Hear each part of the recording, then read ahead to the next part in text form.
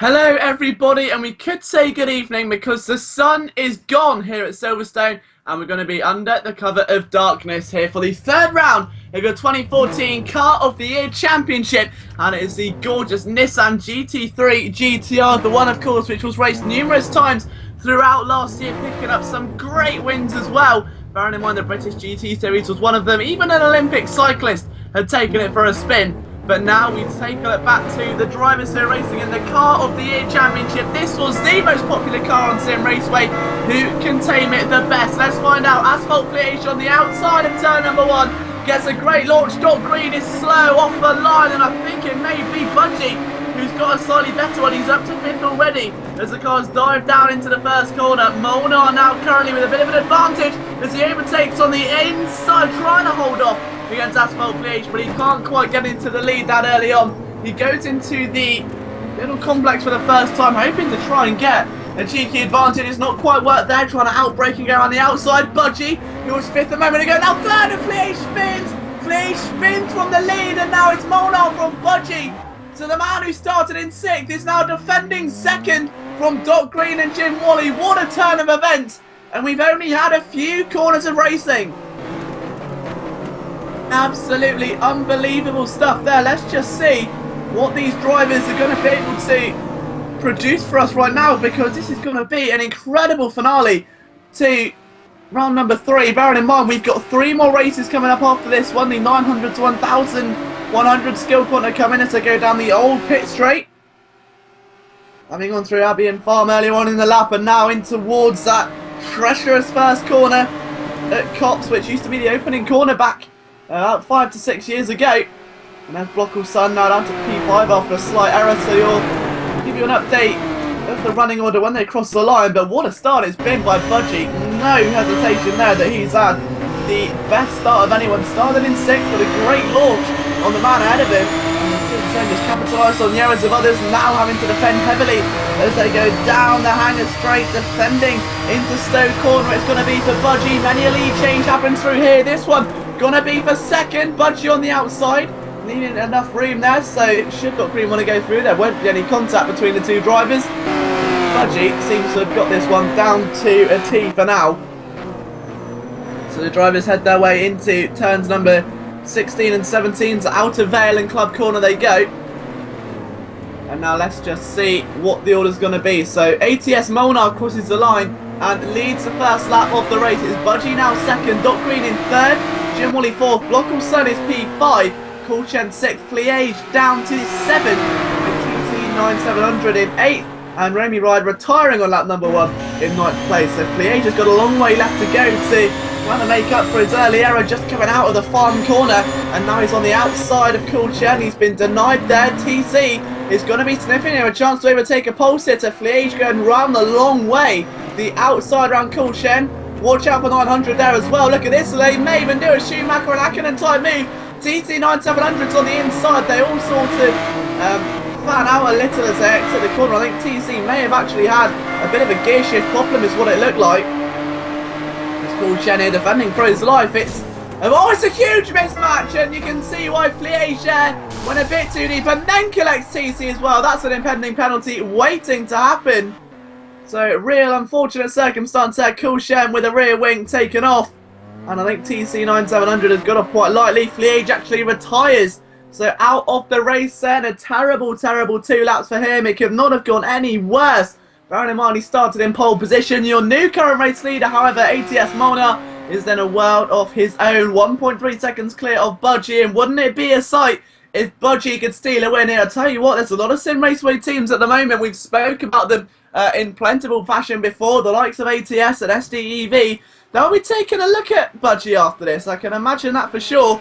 We've got the UK team up and coming as well with TGR. They'll be in action in the next race. That'll be the likes of D Moore and M Walker, who will be looking to fight to the front of the field again. Here comes Budgie though for the race lead to make it just one level further than the rung is already on. Up the inside of Stowe Corner, he's going to hang it out to dry, and the washing may be coming in, smelling of air freshener, because it was almost a beautiful move.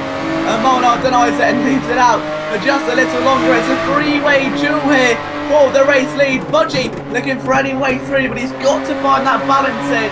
It's only 6 laps. If you make an error, it's going to destroy any chance he's got of a decent run here. Molnar there going defensive. He doesn't relinquish an outside line, so Budgie's been very unfortunate there. It's going to become a 4-way battle now. Jim Wally establishing himself. So 4 Nissan GTRs, and you want to know why this car was voted Car of the Year. You're seeing living proof. Over 20% of users voted this car as their absolute favourite in the game last year, and the driver's flowing it round the circuit like it's nothing at the moment. The brake disc glowing bright orange as they go through the lights of Woodcut Corner. And we've got a 4-way battle in just the first race of the evening as Coolshen retires. So this is only race number 1. We've got another 3 after this.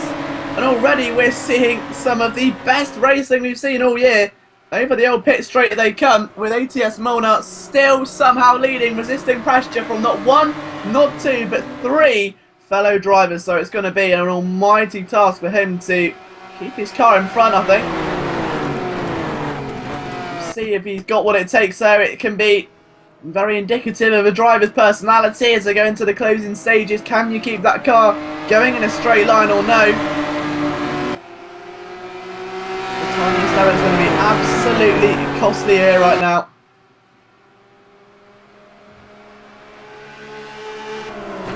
So they're all sort of spread out a bit though. You can tell they're just trying to take it in their stride. Maybe not going at 100%, just 80 or 90. And Molnar's made a terrible error there. He took a bit too much grass. And Budgie has latched onto it. And he's going to rip apart the prey like the predator he is up the inside. And oh, a spin from Doc Green in P3. And he's now down to 4, but he's recovered it nice and early, so that's the lowest he's going to sink from that error. And then there were 3, 2 laps to go, and it's Molnar from Budgie from Jim Wally, with Doc Green rounding out the top 4 following.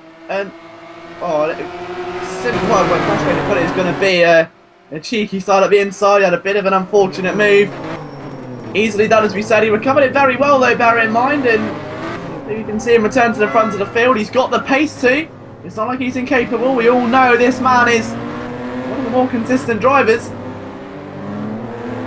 But Molnar is still in control of this race now by about 3 seconds. Jim Wally second. Now where is Budgie? Budgie has had an error somewhere along the line. Budgie down to 4. And has a real spanner in the works. The man that was almost destined to come out here with a good result. He had such a great start. As we said, he started in P6, he's now P4. This is absolutely remarkable stuff, and a great tweet as well. If you're following Sim Raceway, be sure to check out what they've just put. And they've already said the action purring tonight, and it seems we've also got a cat racer venturing into Sim Raceway right now. So still probably a lot quicker than I am, but absolutely great stuff there. So the night is alive and kicking here at Silverstone. It may be under the cover of darkness, but it's almost like it breathes complete new life into these Nissan GTRs. Molnar from Wally in second, Doc Green now third, and Budgie down to 4th after a mistake early on in the lap. But now with just a lap and a half to go, Molnar looking to fend off all the competition and reap the rewards, and you can hardly say he's not deserving. He's showing fantastically all afternoon so far. He's fended off the likes of Budgie, Doc Green, and now Jim Wally's going to try his luck, but Molnar has seemed extremely composed. The ATS driver has not really shown much signs of inconsistency or many driving errors. Extremely conservative on the lines, keeps his car on the racing line, not allowing any further opportunities for a driver to potentially capitalise or gain a massive draft down these 2 long straights here at Silverstone. And bearing in mind as well, you've got the Hangar Straight, the longest on the circuit, but the first one they encounter is the Wellington Straight, just coming out of the complex early on. So if Jim Wally's going to have any chance at overtaking Molnar, he's got to be getting a huge slipstream coming down one of these 2 straights, if not both of them. His best chance is going to be coming into Stoke Corner. And Jim Wally has got to be very much aware of that. He's already closed up on him, and look at how much time that Molnar has lost, and it's not the place where you want to lose it. No, it's only a short straight, the Wellington one. There won't be too much of an advantage for Jim Wally to gain, but it may be enough. All he's got to do is get as close as he possibly can, and he can feel that GTR oversteering, kicking and screaming as they go through Woodcut Corner just out of turn number 7. And they'll flow into Cop's corner for the penultimate time here today, with Molnett still leading the charge. It's become a 1v1 duel at the moment. Are we going to see a surprise result here in Sim Raceway? You never know what's going to happen until that checkered flag flies. As Molnett rides over the apex and everyone else is trying to keep their eyes focused on the circuit. It can be very difficult to do under the cover of darkness, with the only track light really showing a little bit of light. The rest of them just coming solely from the headlights. And as a driver with an opponent right behind you, the headlights filling your wing mirror completely, it's difficult to try and keep an eye on where the car is. All you can see is a great tractor beam of light, and knowing that somewhere behind you there is a car just lurking, waiting to pick you apart should you fall victim to an error. Jim Wally into Stowe was not able to get there this time, but look how close he is. This is exactly what we were talking about. Jim Wally all over the back of ATS Molnett at the moment. Looking at heavy on the brakes. Minding the apex there, they'll start their final lap just less than a second apart. No oversteer there from Jim Wally. He's got that drive nailed down to a T. Runs on to the extra tarmac there. Used to be grass, they took it off because there were too many accidents, and you can hardly blame them. Driver safety is absolutely paramount, whether it's in a sim or in real life. Sim Raceway have modelled that track absolutely spot on. Jim Wally trying to cut inside. You can see there he knew Molnett was going to come out deep. It's the closest he's been all race long. Wally was fourth a couple of laps ago, now finds himself in a position to fight for the race lead. As the night sky begins to bring itself to a close, you can see a slight red tint to the night sky as the sun starts to rise. And what else is rising with the sun? Is it the hopes of Jim Wally, or is it the confidence of ATS Molnett? We simply don't know. Sim Raceway have described it best on their Twitter. The action is purring tonight. We're just 11 minutes into racing here out of another 3 to come, and we are seeing some exhilarating scenes here at the home of British Motorsport. Down into Cop's corner again, and Jim Wally seems to have lost a little bit of time. He's a lot later on the brakes though, and that may reward him finally, but it's so difficult through the next sequence of corners, through Maggots, Beckett's and Chapel, to stay in a slipstream. There's so much limited visibility. You're going at over 100 miles an hour. He's got to try and keep those revs nice and high if he's got any chance of getting a nice draft. This is where it's going to come down to then. It's a hanger straight duel, and Jim Wally is all over the back of the race leader. Molnett will be defending it with his life. He does not want to lose the race lead right now. And Jim Wally is going to have to plant a sensational move if he wants to take it. Molnett holds the inside line with no intention of letting that one go. They've got 2 corners left, and Wally gets a stormer of a run.